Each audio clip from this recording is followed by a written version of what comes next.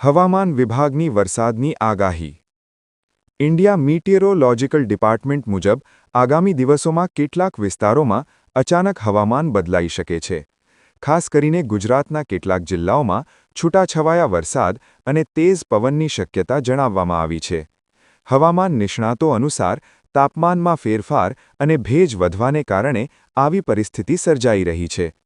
કૃષિ વિભાગે ખેડૂતોને સલાહ આપી છે કે જો પાક ખેતરમાં તૈયાર હોય તો તેને સુરક્ષિત જગ્યાએ રાખવો.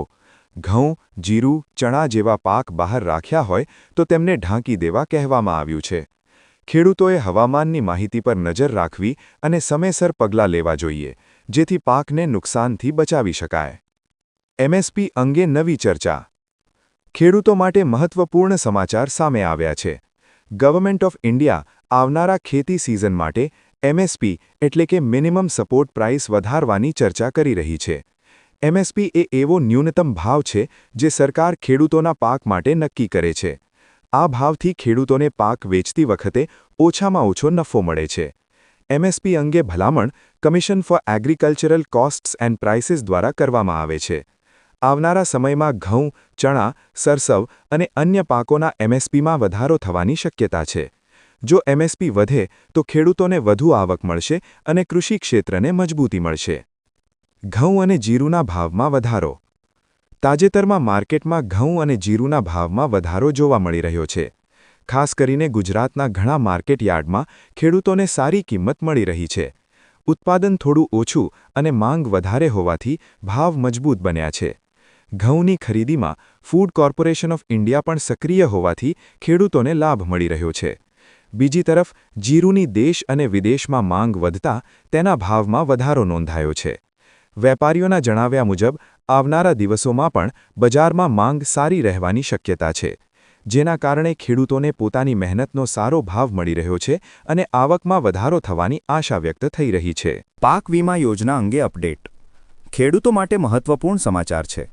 પ્રધાનમંત્રી ફસલ બીમા યોજના હેઠળ નુકસાન થયેલા પાક માટે વીમા સહાય આપવાની પ્રક્રિયા શરૂ થઈ રહી છે. તાજેતરમાં કેટલાક વિસ્તારોમાં અસમયી વરસાદ અને પવનને કારણે પાકને નુકસાન થયું હતું. હવે સરકાર દ્વારા સર્વે કરવામાં આવી રહ્યો છે. ગવર્મેન્ટ ઓફ ઇન્ડિયા દ્વારા જણાવાયું છે કે જે ખેડૂતોને નુકસાન થયું હોય તેઓ નજીકની કૃષિ કચેરી અથવા બેંકમાં માહિતી આપે. યોગ્ય તપાસ પછી ખેડૂતોને વીમાની રકમ આપવામાં આવશે. આ યોજનાથી ખેડૂતોને આર્થિક સહાય મળશે અને નુકસાનની સ્થિતિમાં તેમને મોટી રાહત મળશે. ખાતર અને બીજ સબસિડી યોજના. ખેડૂતોને મદદ કરવા માટે ગવર્મેન્ટ ઓફ ગુજરાત દ્વારા ખાતર અને સુધારેલ બીજ પર સબસિડી આપવામાં આવી રહી છે. આ યોજનાનો લાભ ખાસ કરીને નાના અને મધ્યમ ખેડૂતોને મળશે. સરકારનું કહેવું છે કે સારી ગુણવત્તાના બીજ અને યોગ્ય ખાતરથી પાકનું ઉત્પાદન વધે છે. આ યોજના હેઠળ ખેડૂતોને ઓછા ભાવમાં બીજ અને ખાતર આપવામાં આવશે. ખેડૂતો નજીકની કૃષિ કચેરી અથવા સહકારી સંસ્થામાંથી આ લાભ મેળવી શકે છે. નિષ્ણાતોનું માનવું છે કે આ પગલાંથી ખેતી ખર્ચ ઓછો થશે અને પાકનું ઉત્પાદન વધશે, જેના કારણે ખેડૂતોની આવકમાં વધારો થવાની શક્યતા છે. કપાસના પાક અંગે નવી સલાહ. કપાસના પાક અંગે કૃષિ વિભાગે ખેડૂતોને મહત્વપૂર્ણ સલાહ આપી છે. કેટલાક વિસ્તારોમાં કપાસના પાકમાં જીવાત અને રોગનો પ્રકોપ વધતો જોવા મળ્યો છે. તેથી નિષ્ણાતોએ સમયસર દવા છાંટવાની સલાહ આપી છે. ખાસ કરીને ગુજરાતના કપાસ ઉગાડતા વિસ્તારોમાં ખેડૂતોને પાકની નિયમિત તપાસ કરવા કહેવામાં આવ્યું છે.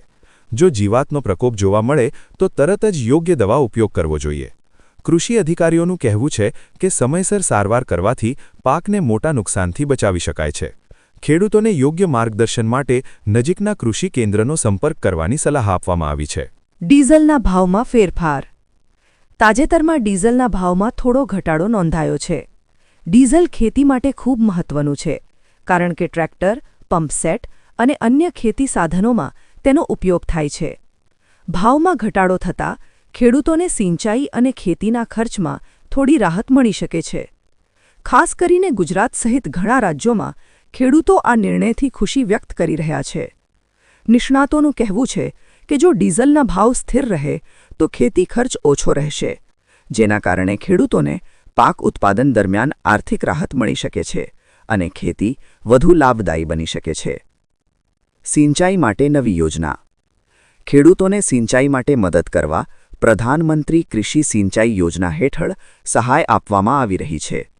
આ યોજના દ્વારા ટપક સિંચાઈ અને સ્પ્રિંકલર સિસ્ટમ માટે સબસિડી આપવામાં આવે છે. આથી પાણીની બચત થાય છે અને પાકને યોગ્ય પ્રમાણમાં પાણી મળે છે. ગવર્નમેન્ટ ઓફ ઇન્ડિયાનું કહેવું છે કે આ યોજના ખેડૂતો માટે ખૂબ લાભદાયી છે. ખાસ કરીને પાણીની અછત ધરાવતા વિસ્તારોમાં આ સિસ્ટમ ખૂબ ઉપયોગી સાબિત થઈ રહી છે. ખેડૂતોને નજીકની કૃષિ કચેરીમાં અરજી કરીને આ યોજનાનો લાભ લેવા માટે પ્રોત્સાહિત કરવામાં આવ્યા છે. મંડીઓમાં ચણાના ભાવ મજબૂત. તાજેતરમાં ઘણા માર્કેટયાર્ડમાં ચણાના ભાવ મજબૂત જોવા મળી રહ્યા છે. ખાસ કરીને ગુજરાતના વિવિધ બજારોમાં ખેડૂતોને ચણાના પાક માટે સારો ભાવ મળી રહ્યો છે. બજારમાં માંગ વધતા અને પુરવઠો થોડો ઓછો હોવાથી ભાવમાં વધારો થયો છે. વેપારીઓનું કહેવું છે કે આવનારા દિવસોમાં પણ ચણાની માંગ સારી રહેવાની શક્યતા છે, જેના કારણે ખેડૂતોને વધુ આવક મળી શકે છે. કૃષિ નિષ્ણાતોનું કહેવું છે કે જે ખેડૂતો પાસે ચણાનો સ્ટોક છે તેઓને હાલના સમયમાં સારો નફો મળી શકે છે. ગરમી વધવાની શક્યતા.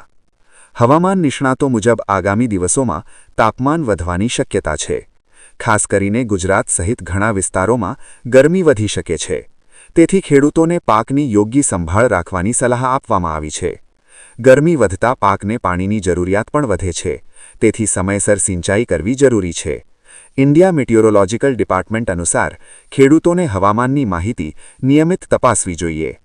યોગ્ય સમયે પાણી અને સંભાળ આપવાથી પાકને નુકસાનથી બચાવી શકાય છે અને ઉત્પાદન સારી રીતે મળી શકે છે.